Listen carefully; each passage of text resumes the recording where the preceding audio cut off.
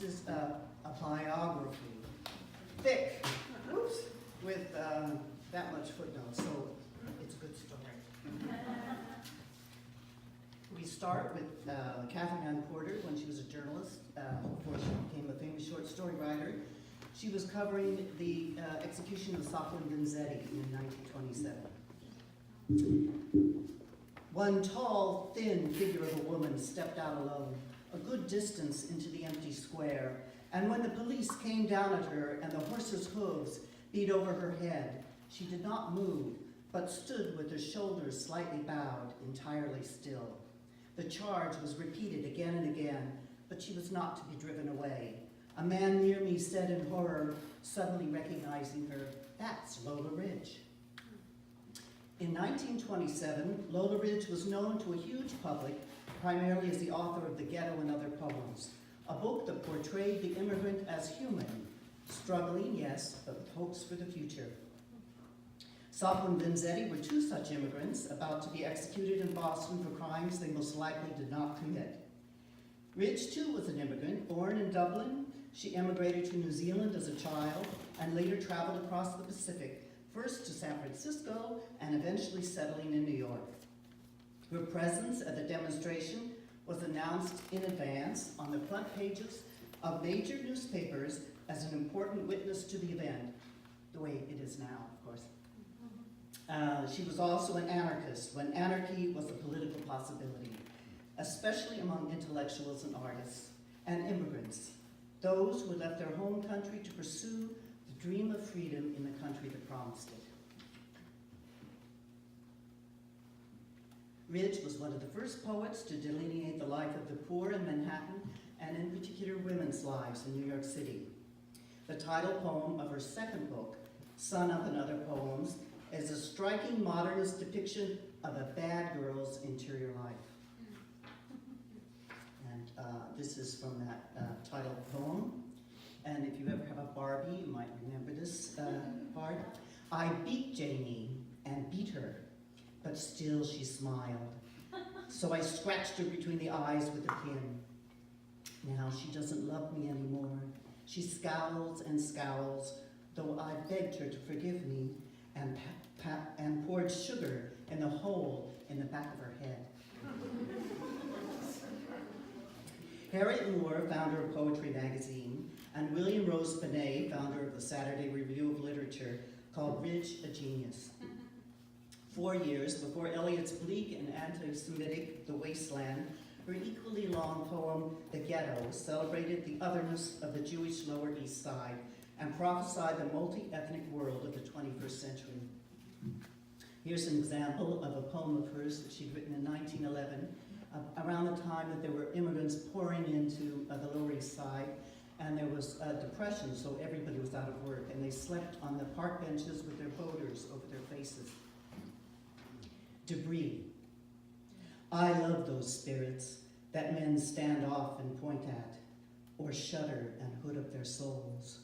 Those ruined ones, where liberty has lodged an hour and passed like flame, bursting asunder the too small house. Ridge also presided over Thursday afternoon salons filled with modernist hotshots. This was in the early 1920s, when Ridge was the editor of the influential Others and later Broom magazine. Eating slices of Ridge's cake and drinking whatever prohibition would allow and not, William Carlos Williams and Robert McAlmon hatched plans for their magazine Contact. 20-year-old Hart Crane flirt with everyone in sight. And Marianne Moore, her best friend actually, read early drafts of her own work, and Mayakovsky stomped on her coffee table. In 1919, Ridge gave a speech in Chicago entitled Woman and the Creative Will, about how sexually constructed gender roles hinder female development, 10 years before Virginia Woolf wrote A Room of One's Own. Woman is not and never has been man's natural inferior, Ridge announced. Although she wrote little personal poetry, Ridge advocated individual liberty. She supported not only the rights of women, but laborers, blacks, Jews, immigrants, and homosexuals. She wrote about lynchings, executions, race riots, and imprisonment. As a rebellious lefty, she interacted closely with the most radical women of her era, from editing Margaret Sanger's magazine on birth control in 1918 to reciting her own poems at Emma Goldman's deportation dinner. That deportation dinner sang. Eventually, she was arrested during a demonstration against the execution of Sacco and Vanzetti and hauled off with Edna Sinitz and Millet. In 1936, watching a May Day parade in Mexico City, she raised her fist in solidarity with the marching communists. Despite the praise she received in her New York Times obituary, which described her as one of the leading poets in America, few know of her today. And there are three reasons for that. When she died in 1941, it was the nadir of any interest in radicals, women, and experiment. So many things happen in this book along with that, which includes she begged her way to Baghdad and back $25 checks from her patrons, and that's an exciting story. And she ends up on a Guggenheim in Mexico, takes a lover at 61, and ends up penniless in California. So she makes 2 trips to California. Let's see, and I think I will read to you the very end of the book, and then something else. Ridge saw very clearly where freedom's repression could lead. Her brilliant sonnet, Electrocution, captures the way democracy deals finally with its people. Electrocution. He shudders, feeling on a shaved spot the probing wind that stabs him to a thought of storm-drenched fields in a white foam of light, and roads of his hill town that leap to sight like threads of tortured silver, while the guards, monstrous deaf dolls that move as on a string, in wanted haste to finish with this thing, turn faces blanker than asphalted yards. They heard the shriek that tore out of its sheath, but as a feeble moan, yet dared not breathe, who stared there at him, arching like a tree, when the winds wrench it and the earth holds tight, whose soul, expanding in white agony, had fused in flaming circuit with the night.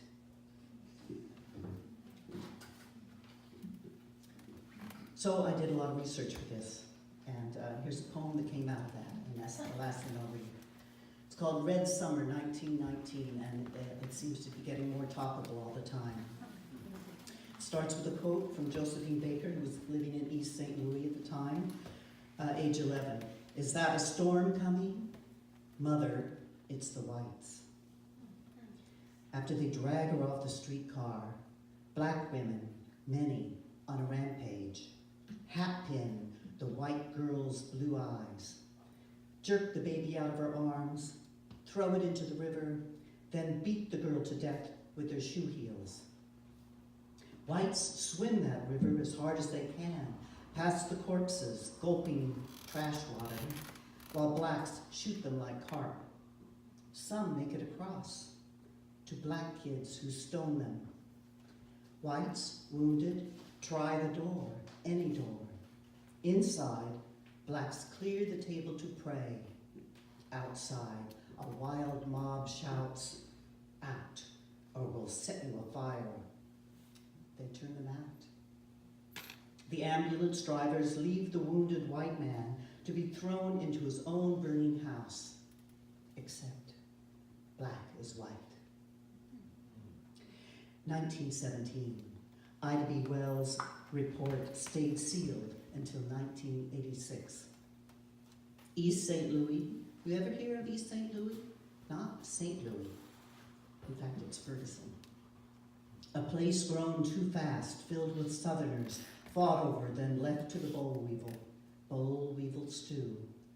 There's trains that stop in St. Louis. There's work, since the pacifist president talked up war.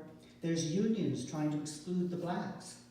Whites cut the fire hoses, shooting blacks who fled the flames. I don't care who started it. 10,000 marched to New York City, the men in black, the women in white, all races in memoriam. So, 64 lynchings the next year. Then Red Summer. We have commies to blame for that. Agitators, who needed agitators, in new blue cotton work pants to hide behind. Not men disguised in white peaked sheets. And let's not forget, we have not forgotten the women who wash the sheets. An American way of life, a good wage.